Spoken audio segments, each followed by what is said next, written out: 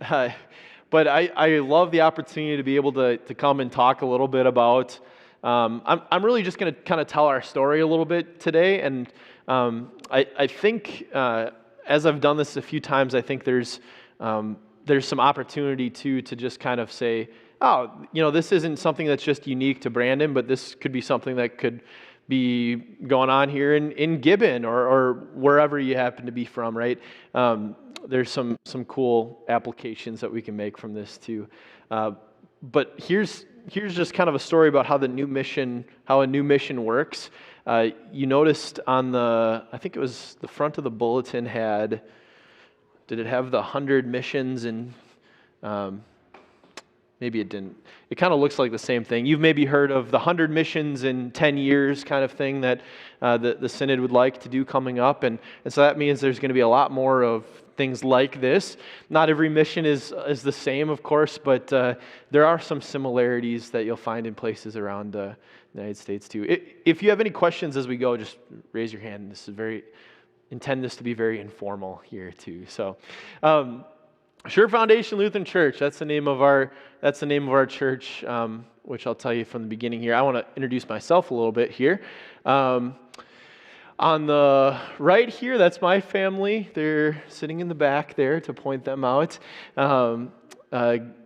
Christina and I have been married for over five years. And then my daughter Greta, she's a little under 2 years old.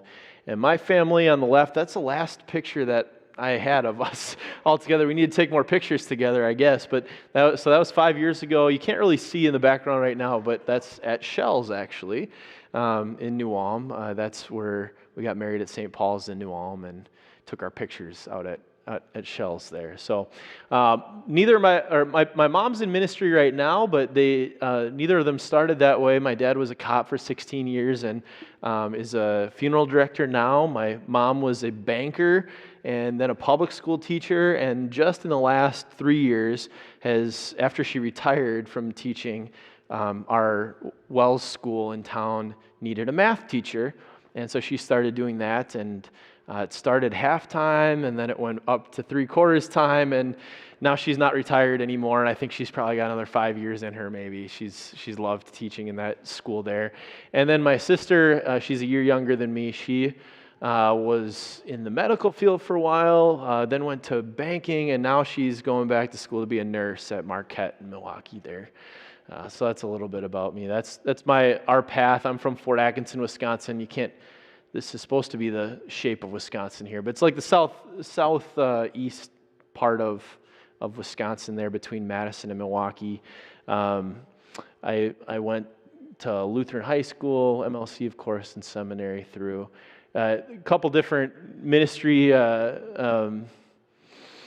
experiences before this. Like I said, neither of my parents were called workers when I was growing up, so I didn't really know what it was like to be a pastor. Even as we were training for being a pastor, I got glimpses at MLC a little bit, but not until I served down at Abiding Word in Houston for a summer did I start to get some ministry experience and see what a pastor does do a little bit more than preach and teach.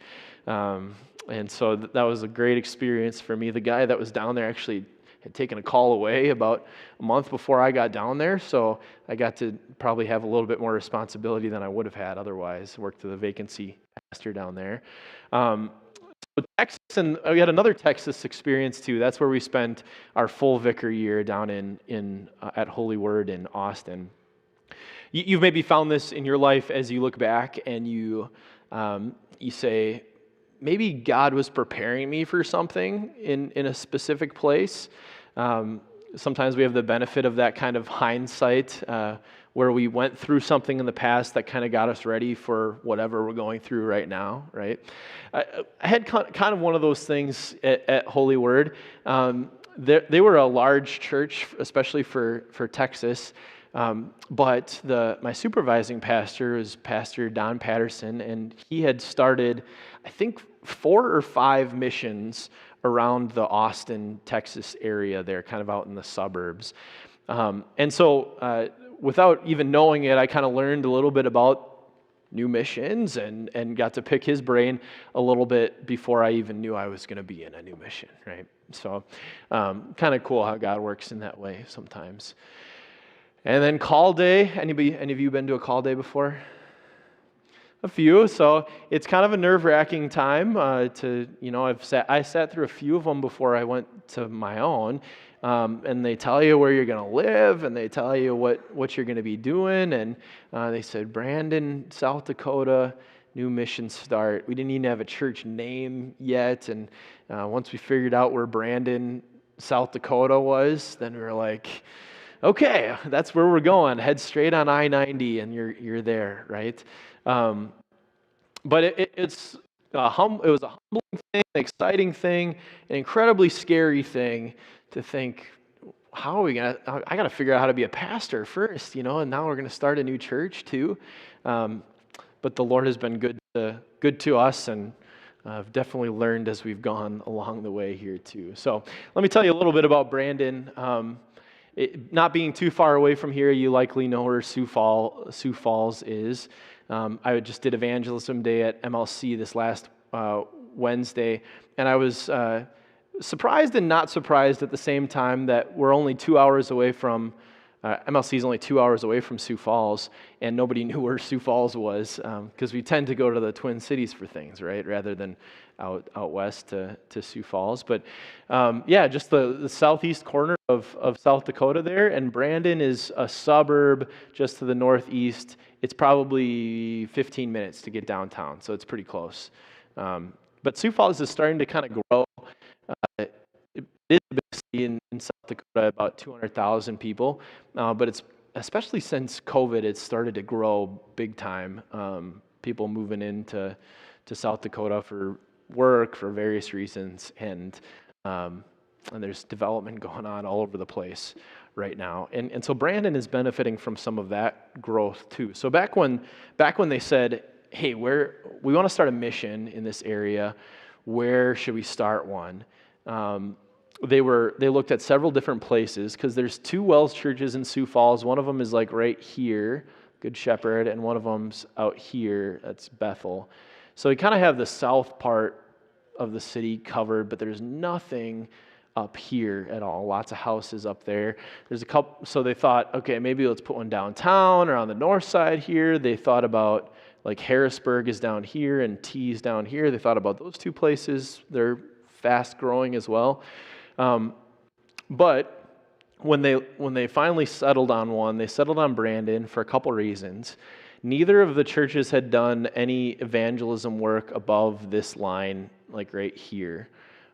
They have so many people that are around their church there. It's pretty densely populated there, that they could do evangelism work for a long time, and they would not reach the end of the people in that area. So let's put another outpost, so to speak, up here, where we can connect with a community, we can start making some relationships and do work in that way. Not to mention, there was probably an estimated 70 or so people that were already WELS, that lived in Brandon, that were traveling to Good Shepherd or Bethel for church. So the potential of a good core group, the potential of more outreach happening in a place, they chose Brandon. Brandon's a town of like 11,000 people or so right now, and they started the mission work process in 2015, where they started having these conversations that I kind of alluded to here. And then in 2017, they got approved by the synod, but they waited. They had 9 calls out to the field that got returned, and so there was about a 2-year span of that calling process where they still needed a pastor, right? So they went to the assignment committee, and that's where we came from. But that was kind of an interesting dynamic for us, because when we got assigned in 2019, there was a 2-year span between when they first got approved and when we got there. And so a lot can happen in 2 years, right? People that initially said, we might be interested in this, they had moved away, or life circumstances had changed. And so when we first got there, we had a list of, I can't remember how many people were on that list, but ended up meeting with people for the first 2 months or so, And then we finally had, okay, here's a group of 18 people is what it was, that including our kids there, that's going to meet and be the core for this group, and that's this group here.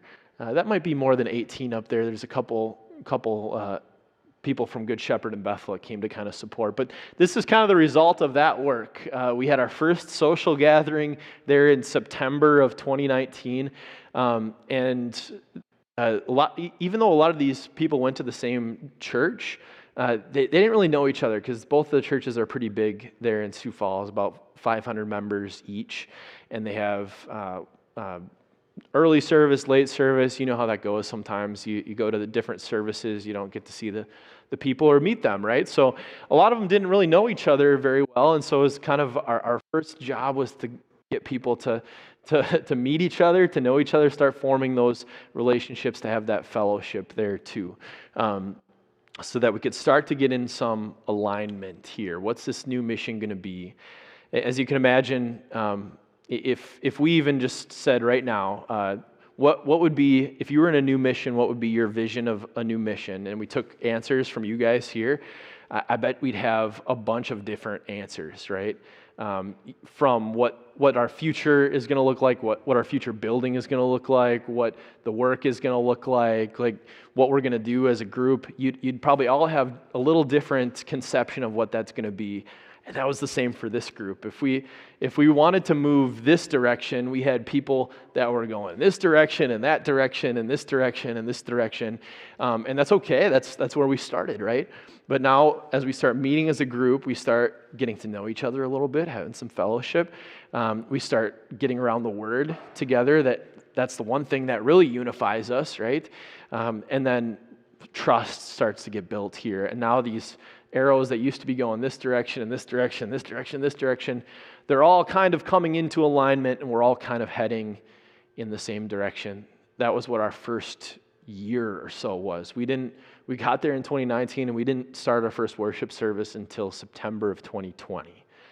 So a little bit over a year where we didn't do any worship, but met for Bible study and mission meetings and started to get involved in the community in that way.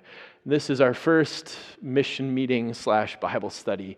I don't know if you can see that picture too well, but that's we got an apartment when we first got there, and it's missing a few things. Can you notice what it's missing? Curtains, furniture, you name it, we didn't have it. we lived for 2 years in a parsonage that was fully furnished in Texas, and then at the seminary we lived in a house that was for missionaries when they would come back in the summer, and so that was fully furnished. So we had zero furniture aside from this little couch right here. So everybody brought their camping chairs, and we sat around and started with some fellowship time. We had a Bible study here and talked mission stuff too. Like what's our vision going to be? What do we want to be as a church? How can we be welcoming to somebody who's never really been to church before, or it's been a long time since they've been to church? We talked about all that kinds of stuff. We tried to do just as much Bible study as we did logistical stuff.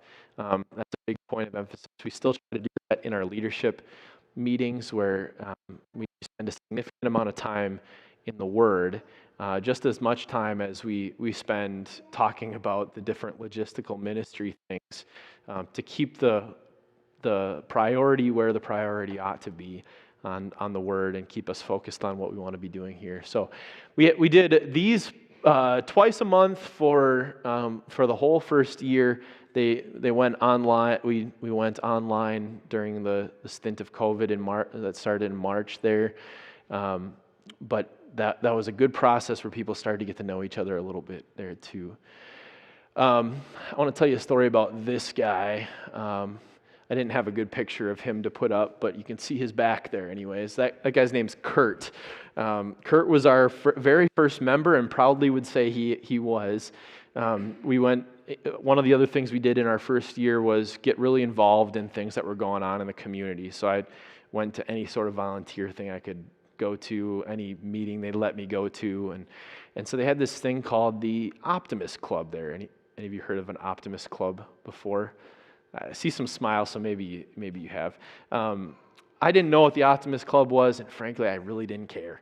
I just wanted an opportunity to meet some people there, and it seemed like there were some people that met for the Optimist Club. So I went, and because I was new, I got to stand up and talk about why I was there, and we didn't even have a church name at that point, but I got to tell them we were starting a new church there. And right after the meeting was done, Kurt happened to be at that same meeting, and he bulleted up to me afterwards and said, "Hey, I just moved back to Brandon. I used to live here, and the churches I went to in the past, they didn't really have much depth to them, and I don't really want to go back to any of those.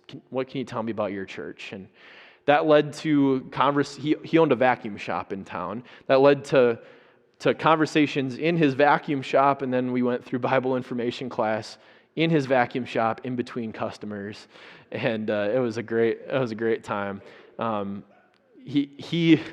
So he joined before we even had a church name, and he came to our very first mission meeting there, and he's meeting people for the first time. That's been pretty cool. He's been a cool one to see grow throughout that process too. He made some relationships with people that he never would have met otherwise, right? You can't really see him, but there's another guy right over here. They wouldn't have known each other ever if it weren't for church, and now they went into business together. They opened up a bar in town together, and a craft beer bar, and they call it the Upper Room, and we've had some district mission board meetings there. So, but just kind of a cool evidence of here's a relationship that happened because of the church here that probably wouldn't have happened had we not decided to plant a mission there, right? And he's been connected to the Word in that way too. They haven't all been as easy as Kurt. Rarely do people run up to you and say, "Tell me about your church," but he did, and that was kind of a cool story that came out of that. Over that first year, we did do some logistical stuff, and we did some planning and whatnot, and then in June. Beginning of June, maybe? Was it June, Chrissy? Okay, June. We had our first, we started worshiping as a core group, and they could invite friends if they wanted to, but we weren't really advertising it. We just wanted to start worshiping before our launch date.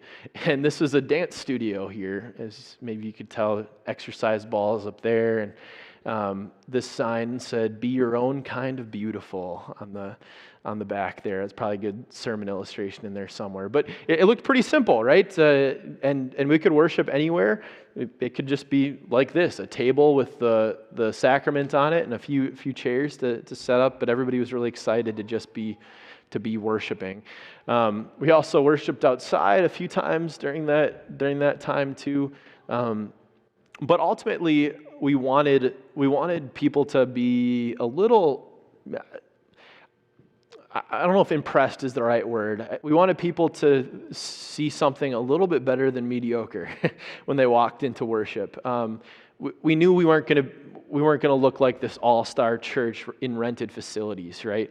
But could we make this look a little bit like a church so that when people walk in, when they're thinking a new mission, they're probably expecting what they saw here, right? That might be what you expect. And we certainly could have started the church like that too. There's been nothing wrong with that. It's not those aesthetic things that are going to create faith in people's heart. That's the Word of God. But as far as first impression went, we wanted to have a little bit of a oh wow, this is surprising. I didn't expect this. So we started working with this company called Church in a Box. And so this is all of our worship space is in the 16-foot trailer that gets pulled up each Sunday, and we unload these roadie-looking bins here, like a band coming out of here, and it has our coffee supplies, it has our sound equipment, we have a screen with banners on each side, and tables, all that kind of stuff is in 6 different boxes in there. And then we set up, and when we're done, we take it all down, and it goes back in there again each Sunday. So you can imagine, I'll show you a video in a second, but the amount of hands that it would take to make that possible, and it takes a little bit I would say, a little higher level of commitment to make this happen, because this has to happen for us to be able to worship on a Sunday, right? Otherwise, we're not going to have some of these things. This was a picture from our launch day. So these were the people that volunteered on our setup takedown team. We took a picture before, and you can kind of see what the setup looked like a little bit there. There's another picture from our launch day. We had initially planned to be in a school. The schools were going to be fairly reasonably priced for us to rent on Sunday mornings, but COVID, they wouldn't allow renters anymore. So we had like 2 options in town where we could go that would hold the people that we were expecting anyways. And this was the Holiday Inn banquet room there. And we worshiped there from August to December of 2020. And sometimes you're at the mercy of your renters. So we actually got told we couldn't come back there anymore because they didn't want to turn over the room from Saturday to Sunday. They had weddings on Saturday, and they didn't want to turn it over on Sunday. So we had one option left in Brandon. Brandon's 11,000 people, but it's still a fairly small town kind of feel because everybody goes into Sioux Falls for everything. So event centers are hard to come by in Brandon. So our next place was the golf course. It looked like this. It actually worked out to be a pretty nice switch for us, and that's where we're worshiping now. This is one from our Reformation service last week. So that's where Pastor Bauer is. He's probably wrapping up right about now. And that served us really well there at the golf course. So we've been there since from January of 2021 till now. And this maybe gives you an idea of what our setup looks like each week a little bit there.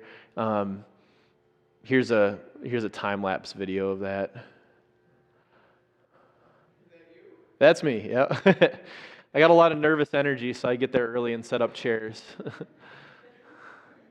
And then people start showing up at around 8:20, and we've got it down to, I'd say, about a half hour, and we're not super intense about it either. Like, we're talking throughout that half hour and stuff too. But it all comes together. You can kind of just see there's a lot of hands that go into that kind of work, and I'm not 100% convinced that we all knew what that was going to be like before we decided we were going to do that. And it's been over 2 years now of doing the setup takedown, and there's highs and lows. There's good times and bad. You know, you saw that Reformation service. That was a high for us. We had a lot of people there, a baptism that day, and but there's some lows too, where you show up on a Sunday and some of our volunteers either forgot they were up or, forgot to tell us they weren't going to be there. And so it's been kind of a rush where you just have a few people setting up real quick. So there's been some highs and lows, but ultimately I think it's been a good thing. And people have gotten to know each other better by serving alongside them. Maybe you've noticed that too. You can greet people in the back on Sundays and stuff and say hi to them, how's it going, that kind of thing. But there's probably only so far you can go in a relationship like that. But if you're serving next to somebody, it's kind of funny. You don't really think about the social things that are going on. You're kind of focused on doing the serving kind of things. Before too long, you realize, oh, I actually know these people pretty well, and there's a sense of camaraderie here in a way too, and that's been an incredible blessing for us too. Our goal in doing this was to be able to save money so that we could buy land and build. That was kind of our goal. There's some missions that will get a storefront and rent that as a 24/7 sort of ministry space, which, as you can imagine, is kind of expensive. And so they don't have to do the setup takedown, but it's going to take them a lot longer to actually get into their own building, right? They might be in that storefront for 10 years or more. Our goal was to just have this Sunday morning space and try to get land and build. We're still in the process of finding and acquiring that land, but that's happening right now. So in the meantime, where are we going to meet for midweek kind of stuff, meetings and Bible study and that kind of thing. We were blessed to have a builder at one of the Wells churches in Sioux Falls that built a parsonage for the church here. They broke ground around the time of COVID. Was it just before? April. It was April, so just after. So before lumber prices went way up, which is kind of nice. And we were in by September of that year. So we launched on September 20th. We closed on the house on September 18th. So we closed, we moved in on the 19th, and we launched church on the 20th. So it was kind of a busy weekend. But this has been a blessing for us now. Sorry, did I hear a question?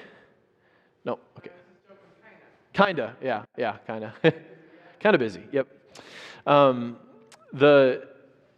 This has been a blessing for us, though, just personally for Chrissy and I being in this house instead of the parsonage.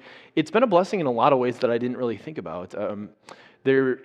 When Brandon is kind of one of those communities where if you're a renter, people will kind of think that you're kind of transient, like you're not there for the long haul. Brandon's kind of got a small town culture like that, where they want people to invest in this community here. So when you get to talking to people about where you live and kind of stuff like that, it's just interesting to me anyways, because I never thought of it, that there's a different impression that you gave to people if you're a renter versus if you lived in a house in the community. That's been kind of interesting. The other way that it's been a huge blessing is we stored our trailer there for a long time. We host things there probably at least 2 times a week. Sometimes it'll be as many as 4 times a week. We'll have our Bible instruction class there. We'll have a midweek Bible study there. We'll have catechism there. We'll have our meeting, like our leadership meetings and stuff there. The goal was to have a basement big enough that we could probably hold 40 people in the basement without being too squished down there. So that's been a blessing for us too.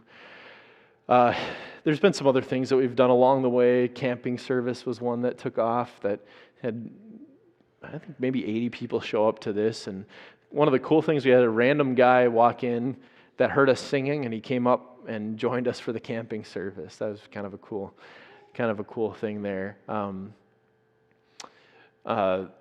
We've done a lot of different kind of forms of evangelism, I guess I'd say.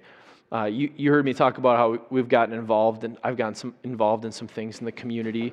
We've done some events, and in a small church, everybody's kind of got to be involved in that to make it work, right? You can't do some of this stuff if you don't have the volunteers for that.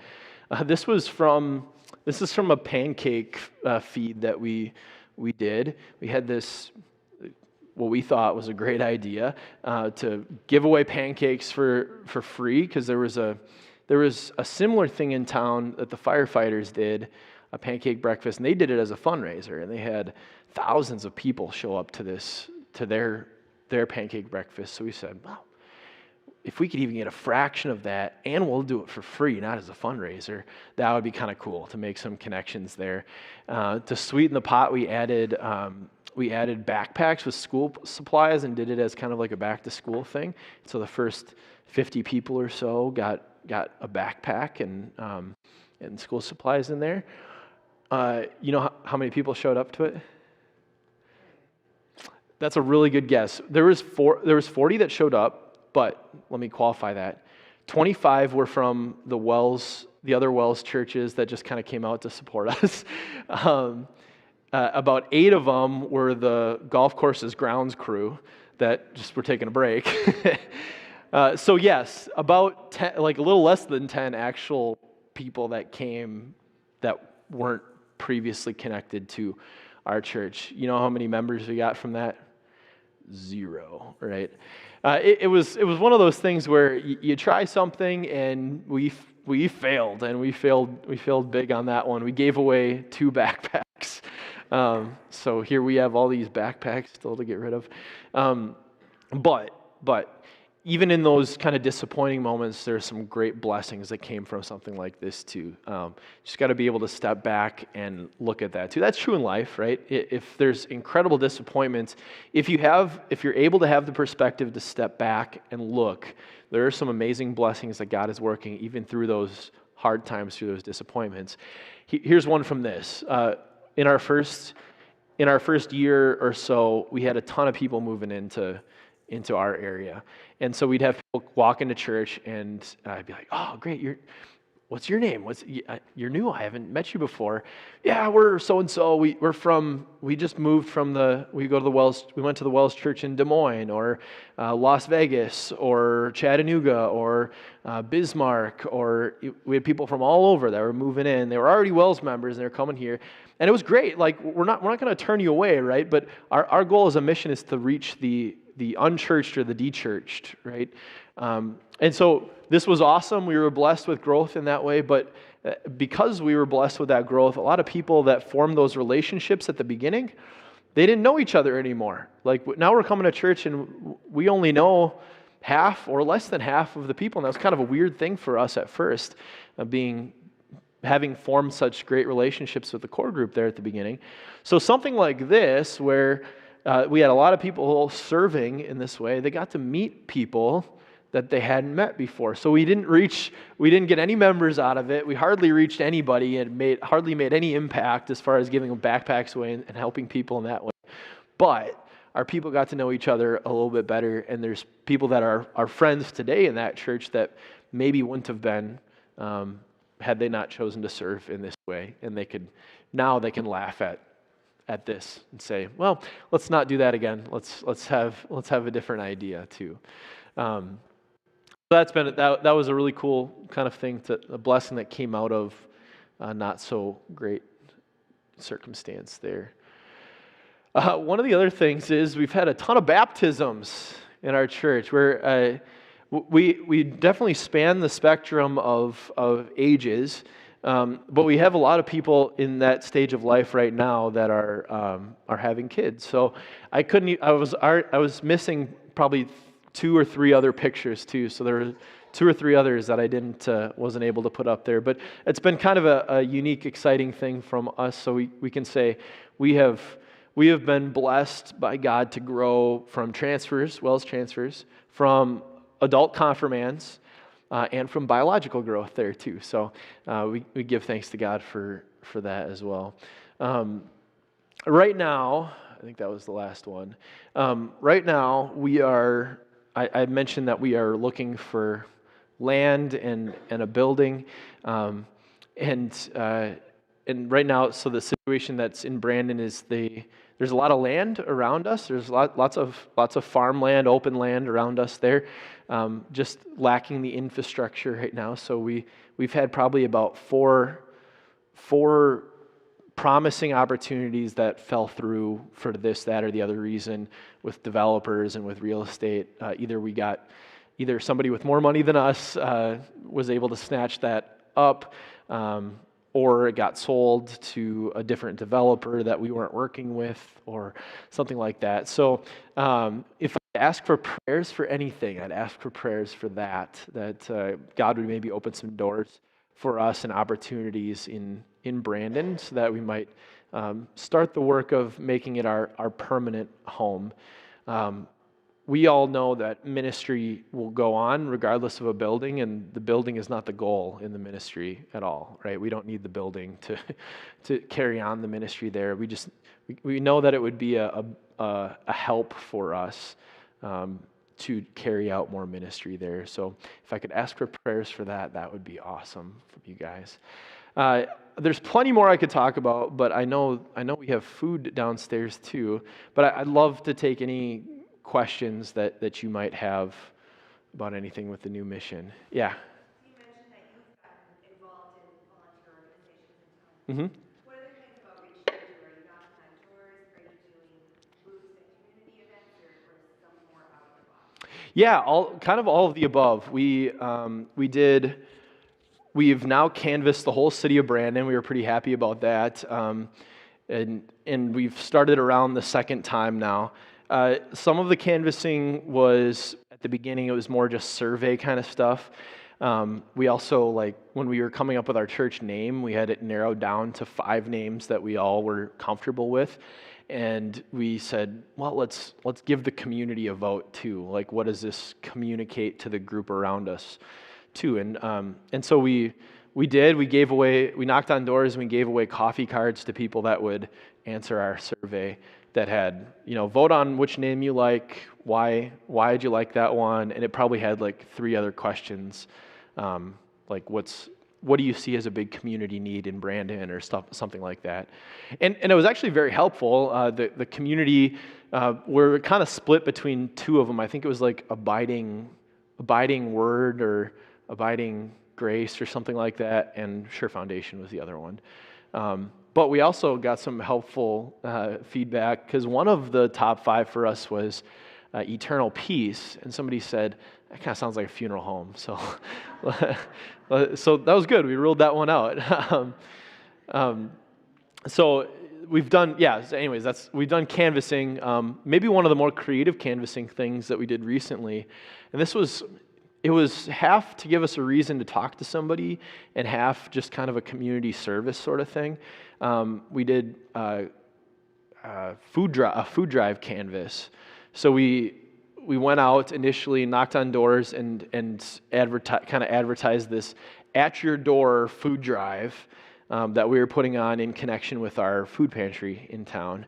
And if they said that they'd love to participate, then we gave them a bag. We took down their name and contact info, and then a week later we came back and we picked up the donated items from their house. And we had it was an astounding participation, I would say. Like, of the people that answered their doors, I would say over 75% of people participated in the actual event.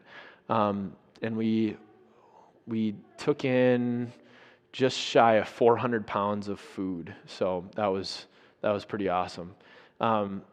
It was more geared towards community service, because we were kind of wanted to give ourselves 2 opportunities on the doorstep with them, that first one, and then when we picked it up. And if there was a conversation that came out of it, great, but we weren't going to pressure ourselves with that either. Like, we weren't going to say, you have to work in a law gospel presentation on the door. But if somebody asks a question, if somebody opens up the opportunity to have that conversation, great. And so we had a couple people that had a couple good conversations, and ultimately it was a good community service kind of thing.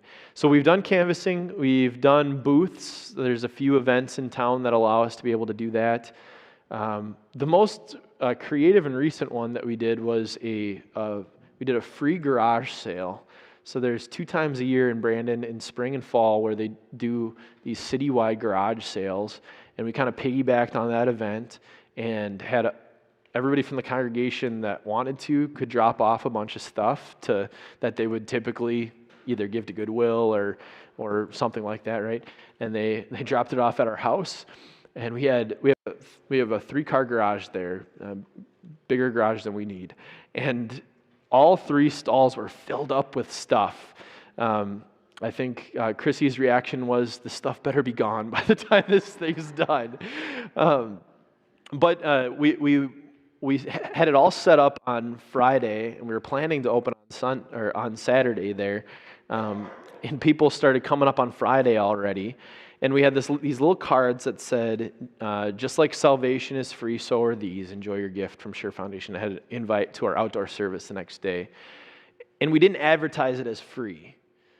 So people showed up because they do that for the garage sales in Brandon, and they were surprised to find out that it was free.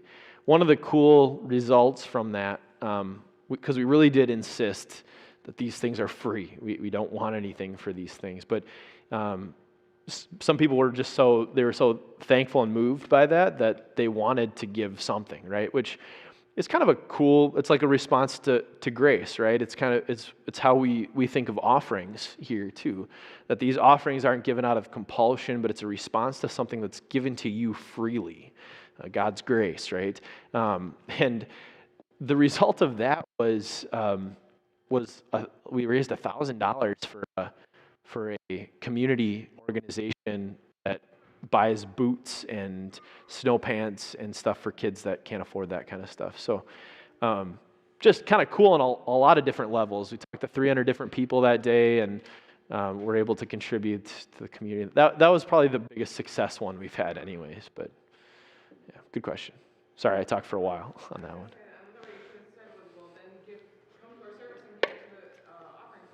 Sure. Yep. Yeah, we could have done that too. And we did have some people that showed up for the outdoor service the next day too, and that was great. But it was just, yeah, a great community connection there and good opportunity to give back in that way too.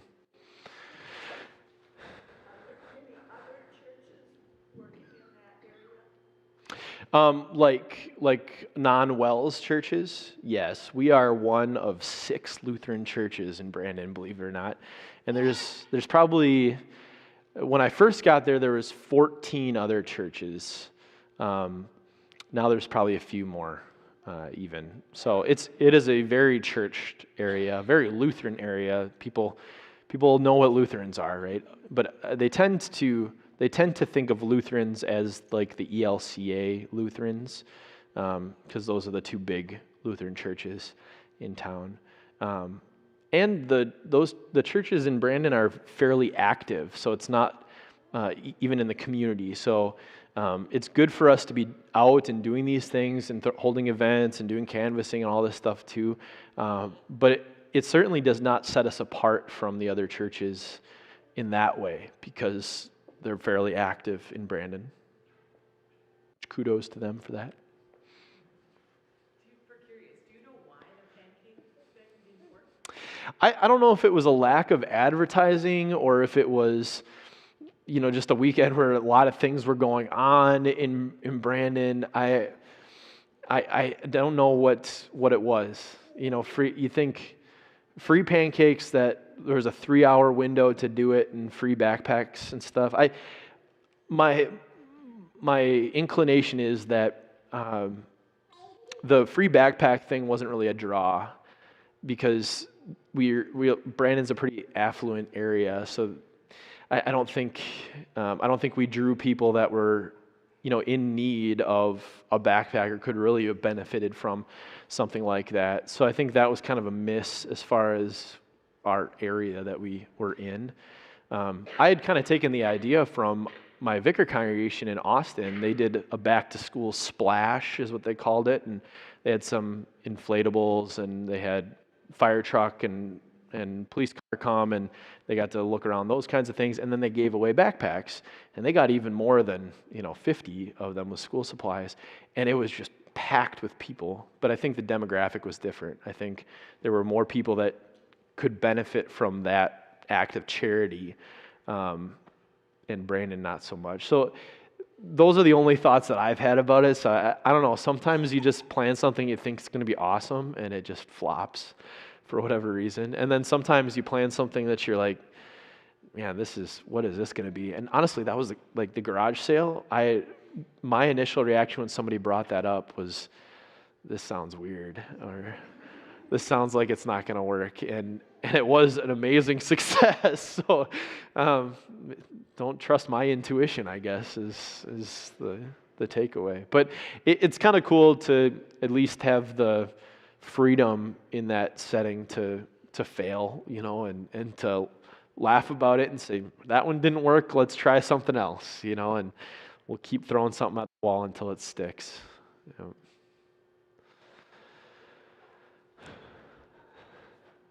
All right. Well, thank you for coming and giving me a little time to talk about our mission, and maybe can I close us here with prayer, and I'll say a prayer for that, and I'll include our meal prayer here too.